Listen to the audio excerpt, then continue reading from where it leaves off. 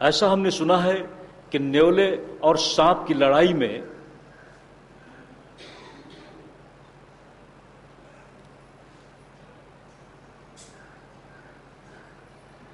न्योला प्रबल हो जाता है, तो सांप के द्वारा जितना भी प्रयोग किया गया वो सब व्यर्थ सिद्ध हो जाता है।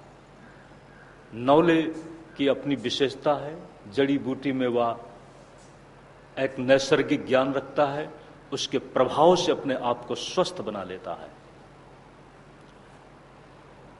सर्प दंश की पूरी व्यवस्था वहां पर विफल हो जाती है। ठीक इसी प्रकार से देवताओं ने अमृत पाकर अपने आप को तो बलवान बना लिया, स्वस्थ बना लिया, और असुर कुल दुर्बल हुआ, उनके प्रहार और उनकी मारक अस्त्र शस्त्र की व्यवस्था में पराजित भी हुआ, हताहत भी हुआ, लेकिन मृत संजीवनी विद्या से उस सब को निष्फल कर दिया गया। पुनः वे शक्ति संपन्न बन गए, खोई हुई चेतना फिर से वापस वो पा सकते थे। ये बल उनके लिए उत्साह बना, और इसी के साथ असुरों के नायक बलि ने इंद्रपुर अपने बल से छीन लिया है। उस समय माता अदिति ने एक ऐसी बलवान संतान पाने की कामना की कि जो अपने हारे हुए बेटों की संपत्ति को फिर से वापस लौटा सके और उनको फिर से विजयश्री दिला सके। पयोव्रत किया है, और उस पयोव्रत का फल है भगवान वामन का अवतार। वामन के अवतार के प्रसंग में आपने सुना है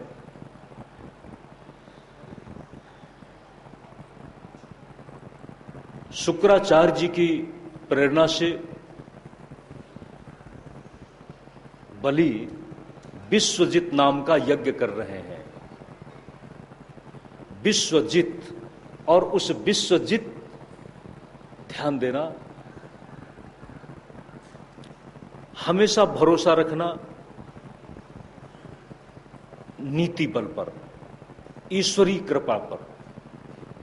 ईश्वरी कृपा पाने में विश्वास रखना, लेकिन यह बात भी सुनिश्चित है कि ईश्वर की कृपा कभी निष्फल नहीं जाती, किंतु प्रारब्ध में अगर कहीं प्रतिकूलता है तो पीड़ा की विडंबना से गुजरना होगा।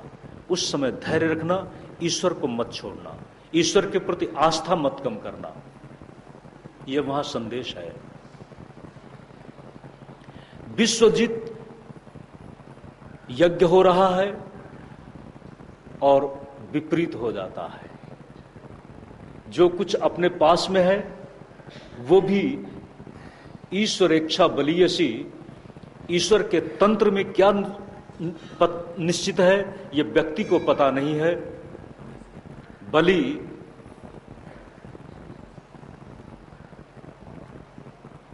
अपने स्थान में एक संदेश मिला, दूत आया कि एक याचक आया हुआ है, और याचक आया है। देखो उदार चेता, किसी दीनहीन को देख करके भी कहते हैं इसको कुछ दे दो, और याचक आया है। कैसा याचक आया है? बड़ा अटपटा, बड़े अटपटे ढंग की वेशभूषा वाला, और देखने में तो बिल्कुल छोटा है, लेकिन उसकी आंखों में देखने से लगता है कोई महान इसके अंदर व्यक्तित्व छिपा है। बलि ने कहा बुलाओ। संवाद हुआ, यज्ञशाला में विश्राम की बात हुई। ठीक है, तुम्हारा क्या मनोरथ है, तुम्हारी क्या आकांक्षा है?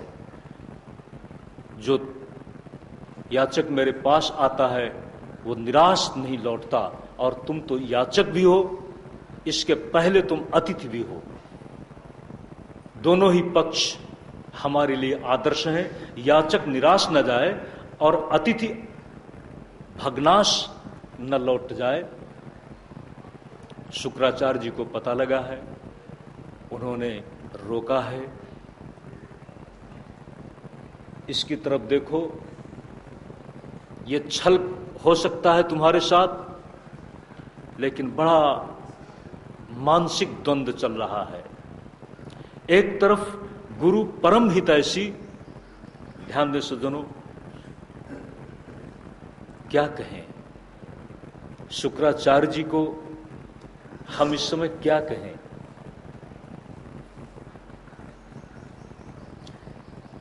जिसने अपने यजमानों के लिए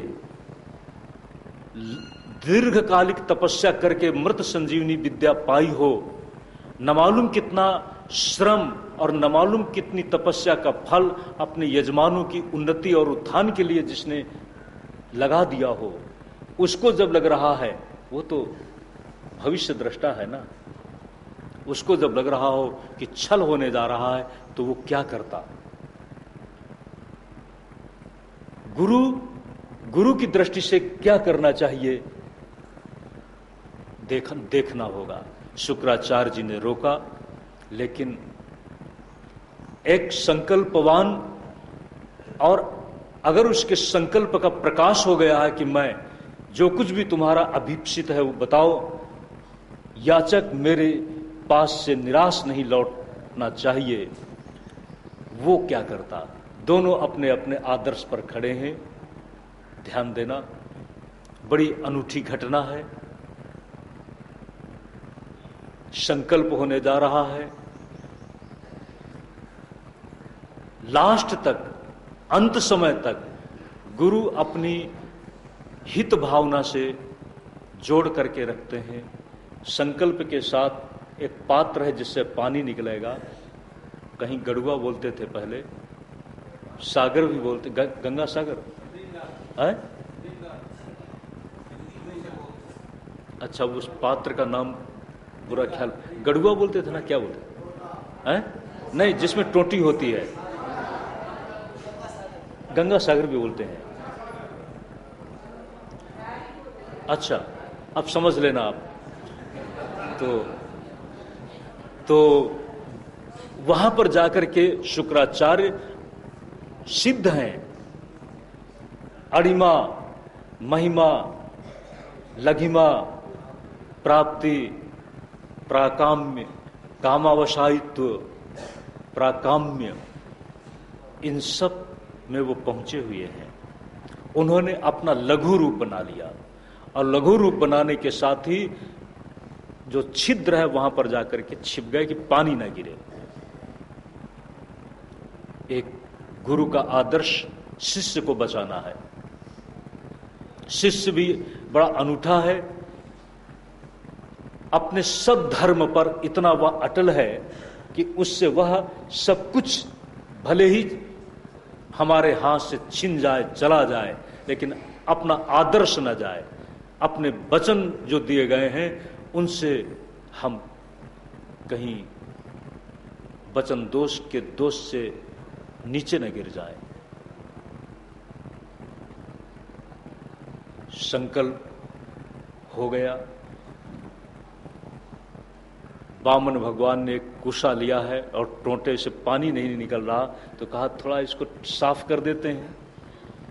साफ कर देते हैं, और जैसे ही साफ किया है, गुरु शुक्राचार्य की आंख में वो कुश लगा है, और तब से कहते हैं वो एकाक्षी हो गए। खैर, आगे बढ़ते हैं। संकल्प हो गया, 3 पग धरती की जरूरत थी। क्या लगता है 3 पग देने में? एक पग से पूरा पृथ्वी नाप लिया, दूसरे पग से अंतरिक्ष में कदम जाता है और ब्रह्मांड को फोड़ करके जब पैर आगे बढ़ा है चरण, तो जल निकला है, और वह जल गंगा है, ब्रह्मद्रव। उससे वामन भगवान का चरण ब्रह्मा जी ने धोया है और चरणामृत धोया हुआ चरण का जल अपने कमंडल में ले लिया है, इसीलिए उसका नाम विष्णुपदी भी नाम पड़ गया।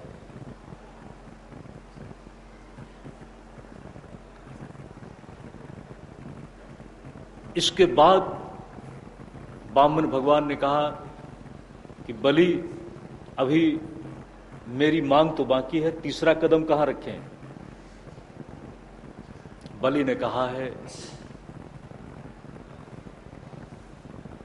जिसके दूसरे कदम में ही सब कुछ हो गया, अब तीसरा कदम आप मेरे सिर पर रख दो। कितनी अनूठी घटना, सिर पर रख दो।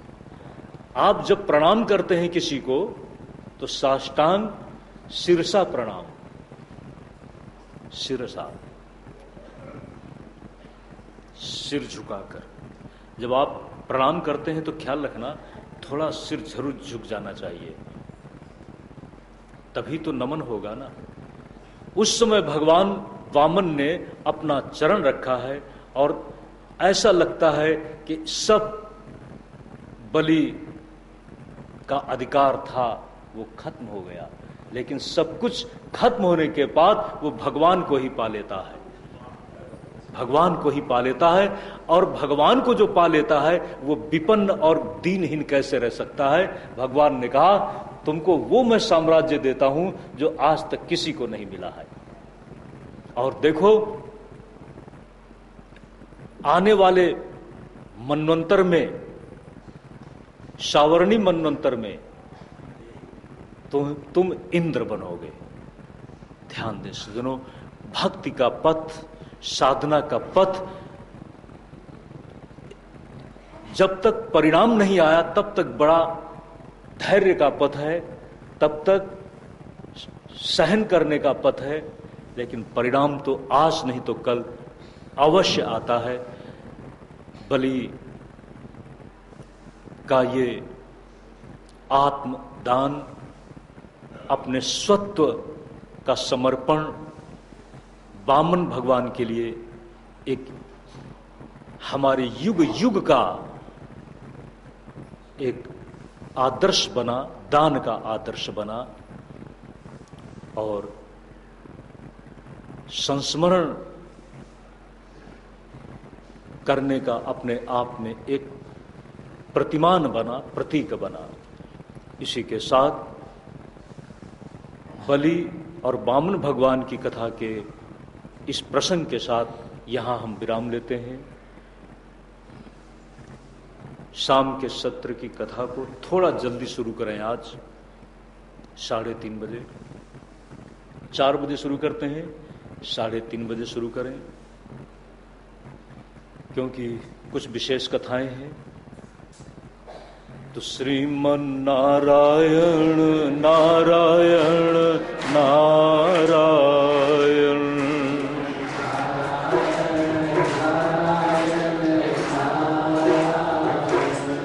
श्रीमन नारायण नारायण नारायण,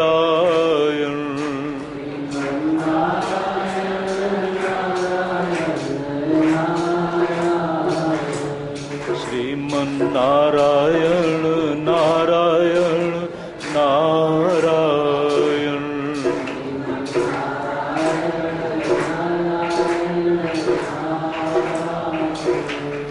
भजमन नारायण नारायण नारायण,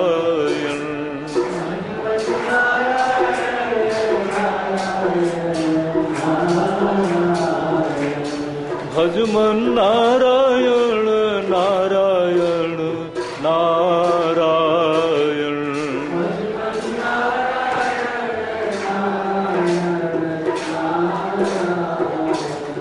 श्रीमन नारायण नारायण नारायण,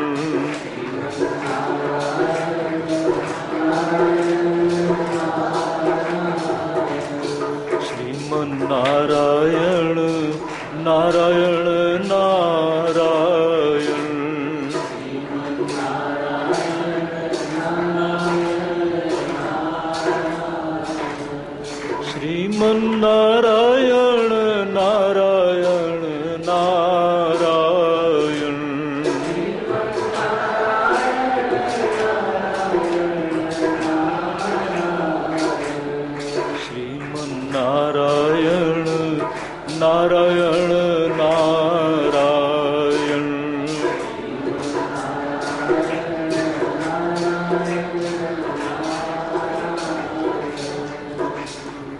लक्ष्मी नारायण नारायण नारायण।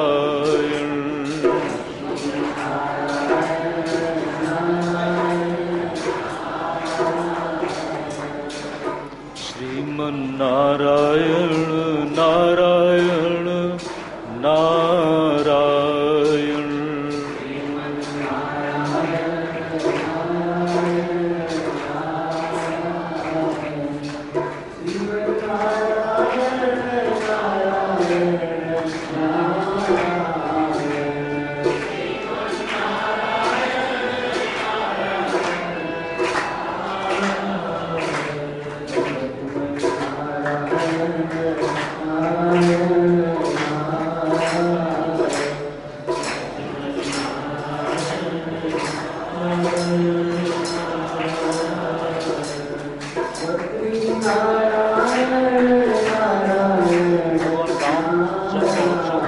शाम के सत्र में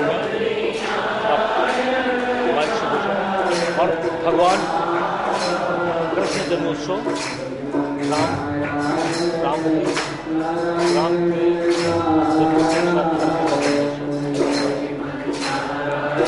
राम जन्मोत्सव के बाद कृष्ण जन्मोत्सव, राम जन्म पहले होगा शुरू। कह रहे थे पंडित जी कि राम जन्म में कर दिया जाए और शाम को कृष्ण जन्म राम जन्म हो जाएगा लास्ट थोड़ी सी कथा है उसमें, खींचना पड़ेगा। हाँ तो भी कर दो। राम जन्म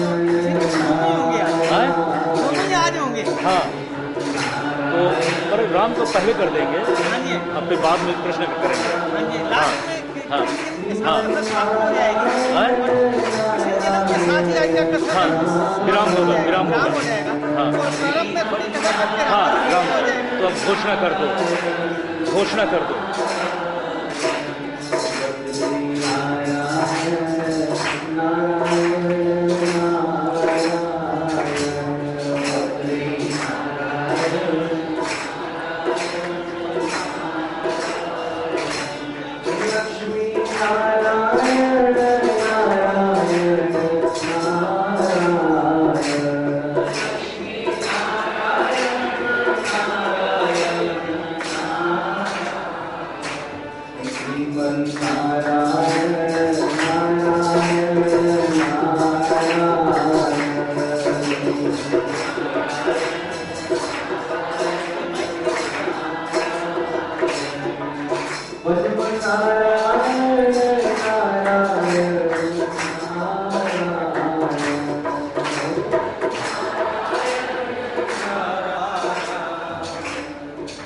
बोलो सच्चिदानंद भगवान की जय। महाराज श्री ने अभी आपको बता कि विशेष कथाएं हैं, जल्दी प्रारंभ होगी। उसी प्रसंग में आपकी वो जो प्रसंग आपके समक्ष आने की कथा इस समय जो होनी थी वो भी नहीं, अभी प्रसंग का विस्तार से महाराज श्री हर एक कथा के मर्म तक आपको पहुंचा रहे हैं। इसलिए आप जल्दी आए। शाम की कथाओं में राम जन्म भी है और कृष्ण जन्म भी। कृष्ण जन्म के साथ ही आज की कथा का विश्राम होगा। ये विशेष जो सूचनाएं हैं, आप जल्दी से जल्दी दोपहर को जितना जल्दी 3 बजे के करीब आप यहाँ पर आकर के संकीर्तन प्रारंभ कर दें, तब जाकर के आप आने शुरू हो जाएंगे। तब जाकर के आज की कथाओं के पूर्ण मर्म को समझते हुए आप उस आनंद की अनुभूति कर सकेंगे। बोलो सच्चिदानंद भगवान की जय।